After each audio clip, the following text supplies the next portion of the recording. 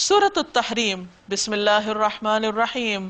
یا ایہا النبی لم تحرم ما احل اللہ لک تبتغی مرضات ازواجک واللہ غفور الرحیم۔ اے نبی صلی اللہ علیہ وسلم، آپ اس چیز کو کیوں حرام قرار دیتے ہیں جو اللہ نے آپ کے لیے حلال کی ہے؟ کیا اس لیے کہ آپ اپنی بیویوں کی خوشی چاہتے ہیں؟ اللہ معاف کرنے والا اور رحم فرمانے والا ہے۔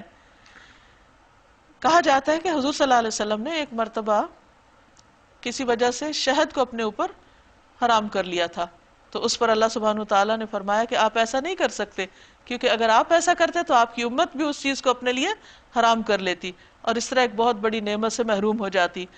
قد فرض اللہ لکم، اللہ نے تم لوگوں کے لیے اپنی قسموں کی پابندی سے نکلنے کا طریقہ مقرر کر دیا ہے، یعنی کفارہ دے کر انسان قسم توڑ سکتا ہے۔ واللہ مولاکم، اللہ تمہارا مولا ہے، وہو العلیم الحکیم، اور وہی علم والا حکمت والا ہے۔ وَإِذْ أَسَرَّ النَّبِيُّ إِلَىٰ بَعْضِ أَزْوَاجِهِ حَدِيثًا، اور یہ معاملہ بھی قابل توجہ ہے کہ نبی صلی اللہ علیہ وسلم نے ایک بات اپنی ایک بیوی سے راز میں کہی تھی، پھر جب اس بیوی نے وہ کسی اور پر راز ظاہر کر دیا اور اللہ نے نبی صلی اللہ علیہ وسلم کو اس کی اطلاع کر دی، تو نبی صلی اللہ علیہ وسلم نے اس پر کسی حد تک بیوی کو خبردار کیا اور کسی حد تک درگزر کیا، یعنی اشارہ کر دیا لیکن پوری بات نہیں بتائی۔ پھر جب نبی صلی اللہ علیہ وسلم نے اسے یہ بات بتائی تو اس نے پوچھا آپ کو کس نے خبر دی؟ آپ نے کہا مجھے اس نے خبر دی جو سب کچھ جانتا ہے اور خوب باخبر ہے۔ اس سے آپ کے اور آپ کے ازواج کے درمیان کے ریلیشن شپ بھی نظر آتے ہیں کہ کس قسم کے تھے، اور وہ بھی کس طرح یعنی کہ انسانی رویے ہر گھر میں یعنی نظر آتے ہیں، حتیٰ کہ نبی صلی اللہ علیہ وسلم کے گھر میں بھی آپ کی ازواج کے جو معاملات تھے آپ کے ساتھ۔ فرمایا اگر تم دونوں اللہ سے توبہ کرتی ہو تو تمہارے لیے یہ بہتر ہے، کیونکہ تمہارے دل سیدھی راہ سے ہٹ گئے ہیں۔ اگر نبی کے مقابلے میں تم نے باہم جتھا بندی کی تو جان رکھو کہ اللہ اس کا مولا ہے، اور اس کے بعد جبریل اور تمام صالح اہل ایمان اور سب ملائکہ اس کے ساتھ ہی ہیں اور مددگار۔ بعید نہیں کہ اگر نبی تم سب بیویوں کو طلاق دے دے تو اللہ اسے ایسی بیویاں تمہارے بدلے میں عطا فرما دے جو تم سے بہتر ہوں۔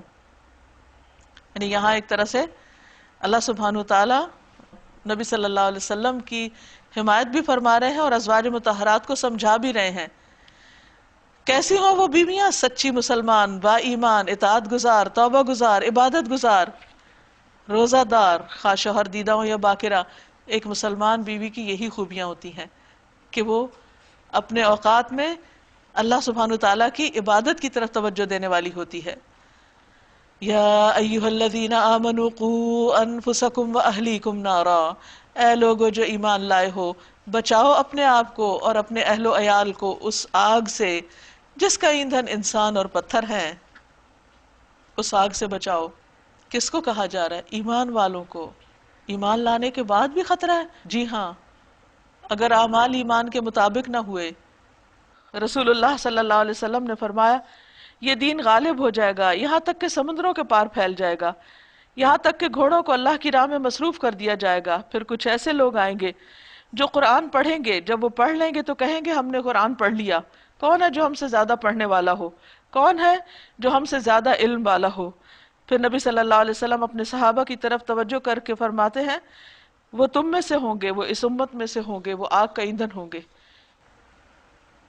اور آگ بھی بہت سخت، جس میں انسان بطور ایندھن جل رہے ہوں گے اور اس کو اور بھڑکا رہے ہوں گے، اور پتھر ہوں گے، اور پتھر کی آگ بہت سخت آگ ہوتی جس سے بڑے بڑے انجن چلا لیے جاتے ہیں، جس پر نہایت تندخو اور سخت گیر فرشتے مقرر ہوں گے جو کبھی اللہ کے حکم کی نافرمانی نہیں کرتے۔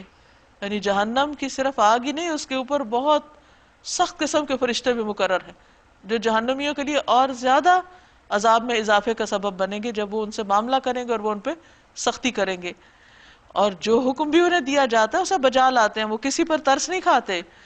اس وقت کہا جائے گا اے کافرو آج معذرتیں پیش نہ کرو، تمہیں تو ویسا ہی بدلہ دیا جا رہا ہے جیسے تم عمل کر رہے تھے۔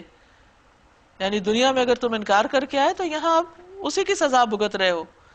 پھر فرمایا یا ایھا الذین آمنوا توبوا الی اللہ توبۃ نصوحا، اے لوگو جو ایمان لائے ہو اللہ سے توبہ کرو، خالص توبہ، یعنی اگر اپنے اہل و عیال کی تعلیم اور تربیت کے معاملے میں تم سے کوئی کمی ہو گئی ہے، کوتاہی ہو گئی ہے، تو اللہ سے معافی مانگو، پلٹ آؤ، بعید نہیں کہ اللہ تمہاری برائیاں تم سے دور کر دے اور تمہیں ایسی جنتوں میں داخل فرما دے جن کے نیچے نہریں بہ رہی ہوں گی۔ یہاں ایک امید دلائی گئی ہے کہ انسان زندگی میں اپنے اعمال کی اصلاح کر لے، اپنی کوتاہیوں سے واپس پلٹ آئے، اصلاح کرے، تو اللہ تعالیٰ بھی اس کے لیے بہترین راستے کھول دیتا ہے۔ یہ وہ دن ہوگا جب اللہ اپنے نبی کو اور ان لوگوں کو جو اس کے ساتھ ایمان لائے رسوا نہ کرے گا، ان کا نور ان کے آگے آگے اور ان کی دائیں جانب دوڑ رہا ہوگا، یعنی ان کی نیکیاں اور ان کے خیر اور بھلائی، ان کے ایمان کی روشنی ہر طرف پھیل رہی ہوگی۔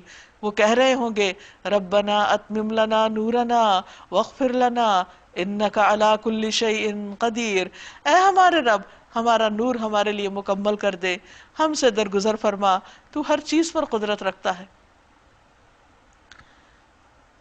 یہ دعا اس وقت کیوں مانگیں گے؟ کیونکہ ان کے آس پاس منافقین کا نور ختم ہو جائے گا، جو ابتدا میں تھوڑا سا انہیں ملے گا، بعد میں ختم ہو جائے گا، تو پریشان ہو جائے گا کہ ہم سے بھی ہمارا نور نہ چلا جائے۔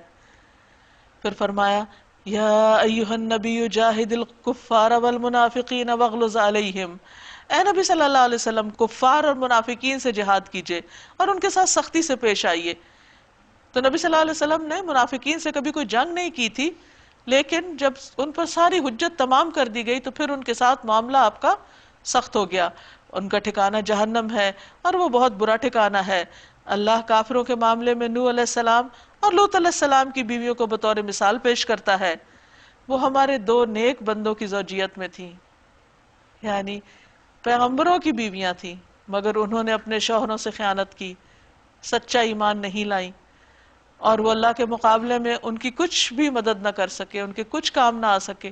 تو اس سے یہ پتہ چلتا ہے کہ چاہے خون کے رشتے ہوں یا ازواج ہوں، بیویاں ہوں یا سسرالی رشتے ہوں، اللہ کے ہاں ہر شخص الگ الگ کھڑا ہوگا۔ وہاں تعلق صرف وہی باقی رہے گا جو ایمان پر بیسڈ ہوگا۔ دونوں سے کہہ دیا گیا جاؤ آگ میں جانے والوں کے ساتھ تم بھی چلی جاؤ۔ یہ کس سے کہا جا رہا ہے؟ پیغمبروں کی بیویوں سے، کہ وہ اپنی بیویوں کو نہیں بچا سکے اگر انہوں نے خیانت کی، سیدھے راستے پہ نہیں چلی۔ اور اہل ایمان کے معاملے میں اللہ فرعون کی بیوی کی مثال پیش کرتا ہے۔ فرعون ظالم لیکن بیوی مسلمان، تو اللہ سبحانہ وتعالیٰ نے اس کو بچا لیا جب اس نے دعا کی، اور بہت ہی خوبصورت دعا، رب ابن لی عندک بیتا فی الجنہ، اے میرے رب میرے لیے اپنے ہاں جنت میں گھر بنا دے، ونجنی من فرعون ومن عملہ، مجھے فرعون اور اس کے عمل سے بچا، ونجنی من القوم الظالمین، اور ظالم قوم سے مجھے نجات دے، کیونکہ ان کے ایمان لانے کی وجہ سے حضرت آسیہ کے ان پر بہت زیادہ سختیاں کر دی گئی تھیں، ان کے ہاتھوں میں کیل ٹھکوا دیے گئے اور ان پر ساری جو زندگی کی نعمتیں تھیں وہ حرام کر دی گئی۔ تو اس وقت انہوں نے اللہ سے جنت میں گھر کی دعا کی کہ مجھے فرعون کا گھر نہیں، تیرے پاس جنت میں گھر چاہیے۔ اور عمران کی بیٹی مریم کی مثال دیتا ہے، جس نے اپنی شرمگاہ کی حفاظت کی، اپنی عزت و عصمت کی حفاظت کی، پھر ہم نے اس کے اندر اپنی طرف سے روح پھونک دی، اور اس نے اپنے رب کے ارشادات اور اس کی کتابوں کی تصدیق کی، اور وہ اطاعت گزار لوگوں میں سے تھی۔ یعنی مریم علیہ السلام کی یہاں خاص صفات ایک نوجوان لڑکی کے اعتبار سے بہت زبردست ہیں کہ انہوں نے کوئی بھی ایکسٹرا میرٹل ریلیشن شپ قائم نہیں کیے، ساری زندگی انہوں نے کسی مرد سے کوئی واسطہ نہیں رکھا۔ تو اللہ سبحانہ تعالیٰ نے ان کے اس خوبصورت پاک دامن طرز زندگی کی وجہ سے ان کو چن لیا۔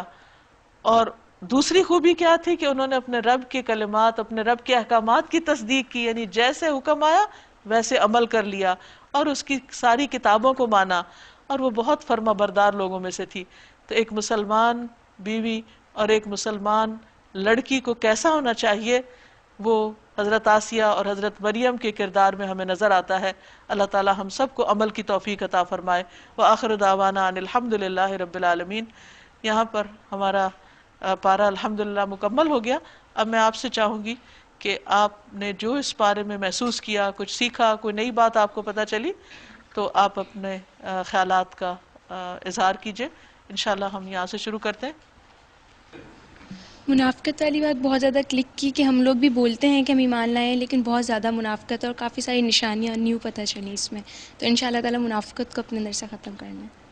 السلام علیکم۔ سورہ تحریم کی آیت 7 میں ہے جو یا ایھا الذین آمنوا قوا انفسکم واہلیکم نارا، کہ ہمیں صرف اپنے آپ کو نہیں بچانا ہے بلکہ اپنے گھر والوں کو بھی ساتھ لے کے چلنا ہے۔ مجھے آج جو نئی بات پتہ چلی وہ یہ کہ میں اگر لوگوں کے لیے آسانیاں پیدا کروں گی تو اللہ تعالیٰ خود بخود میرے ہر کام میں آسانیاں پیدا کرتا چلا جائے گا، اور بہت آسان طریقے اپنے لیے آسانیاں پیدا کرنے کے۔ آج کے پارے میں سورہ طلاق میں جو بات آئی ہے طلاق کی، تو میں یہ سمجھتی ہوں کہ ماؤں کو بھی اپنے بیٹوں کو بتانا چاہیے اور مردوں کو یہ خاص طور پہ پڑھنا چاہیے، کیونکہ ان لوگوں نے تو اس بات کو مذاق بنا لیا طلاق کے لفظ کو کہ کس قدر مشکل بات ہے یہ کہ نسلیں تباہ ہو جاتی ہیں، اور طلاق آج کے دور میں بہت مذاق بن کے کھیل بن کے رہ گئی ہے۔ تو اس بات کو ذرا پڑھیں قرآن کو تو پھر ان کو سمجھ آئے۔ آج کے بارے میں جو ہم دیکھ رہے ہیں تو اس میں زیادہ تر آیات جو ہیں اس میں یہ تھا کہ اللہ کی تسبیح بیان کر رہی ہے ساری کائنات، تو یوں لگتا ہے کہ جیسے ساری کائنات جو ہے وہ انسان کے فائدے کے لیے کام کر رہی ہے اور فائدہ مند ہے، لیکن انسان جو ہے وہ ایٹ ٹائمز اس کی نظر زیادہ تر لینے پر ہوتی ہے اور وہ سیلفش ہو جاتا ہے۔ لیکن ہم سب کو یہ سوچنا ہے کہ اگر ہم دوسروں کے فائدے کے بنیں گے، دوسروں کی مدد کریں گے، دوسروں کو دیں گے، تو اللہ تعالیٰ ہماری ضروریات خود بخود پوری کر دے گا۔ تو یہ کنوکشن جب انسان کے اندر آتی ہے تو انسان کے لیے دینا اور فائدہ مند بننا آسان ہو جاتا ہے۔ سورہ حشر کی آخری آیت میں اللہ تعالیٰ کا تعارف تھا، اور اس کے فوراً بعد تقویٰ سے متعلق بات آتی رہی، تو جب اللہ کی پہچان ہوگی تو پھر تقویٰ آئے گا۔ اس کے لیے ان ناموں پہ بہت زیادہ غور و خوض کرنا چاہیے، اور یہ رب کی پہچان کا بہت بڑا ذریعہ بنتا ہے۔ ناظرین، اس کے ساتھ ہی ہمارے آج کے پروگرام کا وقت ختم ہوتا ہے، آپ سے اجازت چاہتے ہیں۔ اللہ تعالیٰ سے دعا ہے کہ ہم نے جو کچھ پڑھا ہے ہمیں اس پر عمل کی توفیق عطا فرمائے۔ آپ سب کے لیے دعائیں، نیک تمنائیں۔ السلام علیکم ورحمۃ اللہ وبرکاتہ۔ وعلیکم السلام ورحمۃ اللہ وبرکاتہ۔ ورسول الله معلمنا ورسول الله